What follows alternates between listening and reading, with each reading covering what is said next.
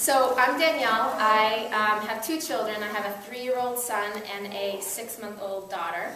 I just want to highlight a little bit the people who were involved in my last birth with my daughter. My midwife, I'm a home birther. My midwife was Jerry Ryan, Heather LeMaster, and also Katie Richter was our apprentice midwife. I had a doula, Sarah Burns, who was unable to come here today.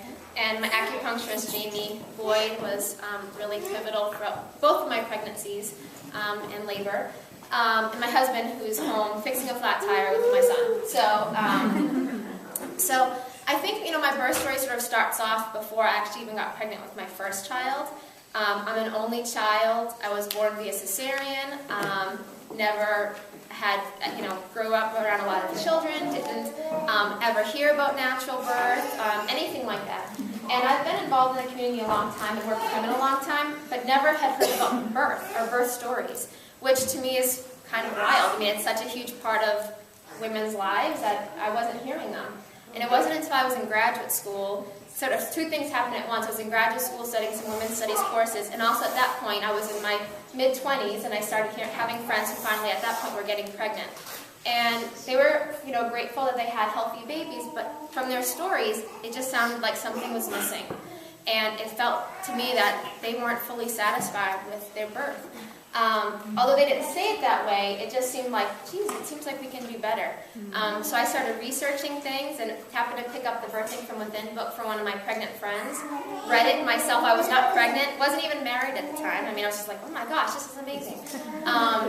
Became a Birthing from Within instructor and a doula, and I just thought, birth is such an important part of a woman's life that we really need to honor that ritual and that point of transition. So when I got pregnant with my son, it's funny, although I was worked with babies and was involved in the community, I was like, oh my gosh, I'm pregnant, like freaking out, like crying, like, oh, I want to be pregnant. Like, I just had never really imagined myself as a mom. I knew I probably would have children, but it just was never something that I had ever imagined for myself. So we decided to go with a birth center. I knew I didn't want to be in a hospital, but I wasn't quite sure about the home birth thing yet. And so we decided to go with the birth center. And the decisions that I made from my second birth are really, in a lot of ways based on my experience with my first birth.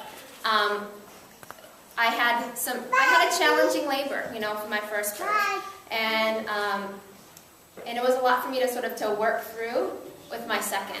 My first birth, I had a great pregnancy, but in labor, I'm one of the blessed women who decided that it would be great that I vomit for about 10 hours. So I vomited I've been to lots of births since then, and I've never seen anybody throw up as much as I have, so don't worry so much. It's probably not going to happen to you that way. But I threw up a lot. I had really bad back pain. It was just a lot of stuff that I labored through the night, did okay. It was my doula at the time, and my doula for my first birth with my husband, and I remember my doula at the time saying like, oh, in the morning, because it was through the night, in the morning we'll go for a walk. And I remember thinking, oh my gosh, I'm not going for a walk. Like, when is this kid coming if we're going for a walk in a couple hours? So finally we decided to go to the birth center, finally about 9 a.m. after laboring for about 12 hours. And I thought, if I'm not close, I don't know what's going to happen. And I got there, and that was about 8 or 9 centimeters at the time. So everything cruised after that. I thought, all right, I got this. And unfortunately, after pushing for about 3.5 hours, we figured out that he wasn't in a great position. His head was what they call in the military position, so he was straight up like this instead of tucked in like this.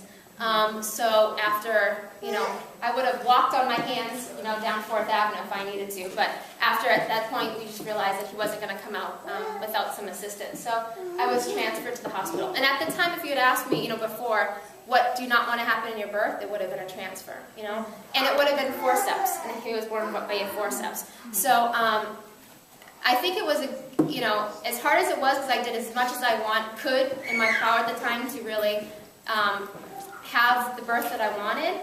Birth is still birth, and it's about surrender, And it's also sort of the lessons of parenthood, you know, some of the first lessons about parenthood, about we can do as much as we can to plan, but there's just some things that are out of our hands, and there's just some things that are going to happen. So that was hard for me, you know, to deal with. But he came out and he was fine, he was great, and he is still a little firecracker now. So he does what he wants, and it's still like, I follow him. I'm like, okay, tell me. So when I found out I was pregnant with my second child, it wasn't even a question. I was going to have a home birth.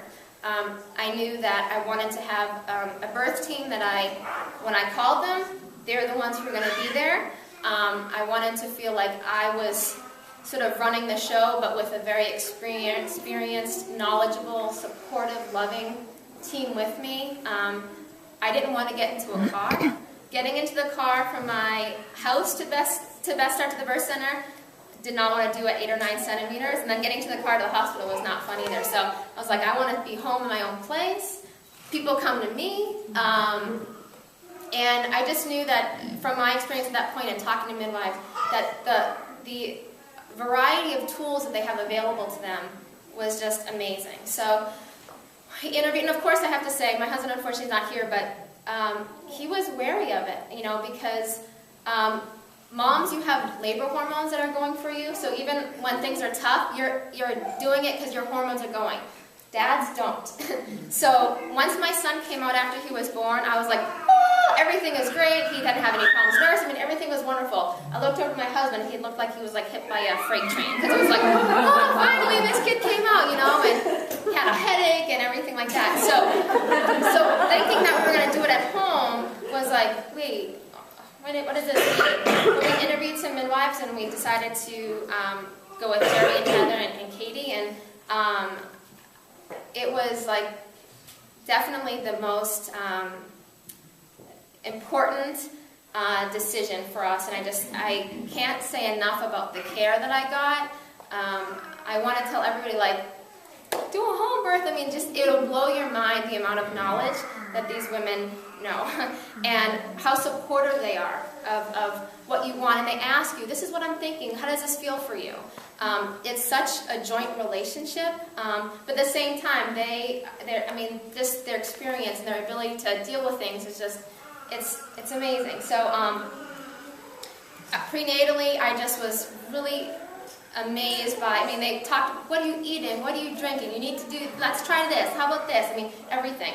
But for my second, looking into my second birth, I had a lot of stuff to kind of heal from my first birth. And I think the birth team that you bring together is really, really important. I can't imagine giving birth without a doula. I can't imagine giving birth without Jamie, and also the midwives that I had. I just prenatally just worked with me, Okay, so if we vomit, this is what we can do. Here are some herbs. Here are some homeopathy we can try. This is what we're going to try here. So I felt like I was going into it equipped. And if you vomit, that's okay. We'll come to you. We'll try something else. I didn't feel like I was floating in the universe without any, answers. My baby's position, of course I was nervous about, like, okay, is she gonna come out? So I tend to cook my children long, so my son was 2 weeks late, and my daughter was actually later than my son. And part of it might just be the time that they needed to cook, but I think also emotionally I needed to sort of let go and go into labor. A lot of it was because of my first birth, but also becoming a mom a second time. Me and my son are super close, and he's my buddy, and just knowing that my relationship was going to change. There's just a lot about, becoming a parent. The first time has its own stuff. Becoming a parent a second time has its own stuff. And my midwife sat, I remember sitting at the table here and crying and being like, I'm nervous about having another child. And yes, you're going to love that child just as much. You can do it. Your heart can expand, and you can do it. I don't know how many doctors will sit there and have those conversations and talk about what it means for a woman to become a mom to a second child. And that was something I really needed to work through as well. So anyways, I was, and one thing I want to say about the experience of midwives as well is that when Jerry was feeling my belly at one point, she's trying to feel the position of the baby, and this is while still pregnant, or before labor, and she's like, oh, I think I feel a little hand down here. And I kind of thought to myself, like, how does she actually feel this hand that's buried in here? You know, she wasn't inside, she was outside. I'm like, oh. But then after a couple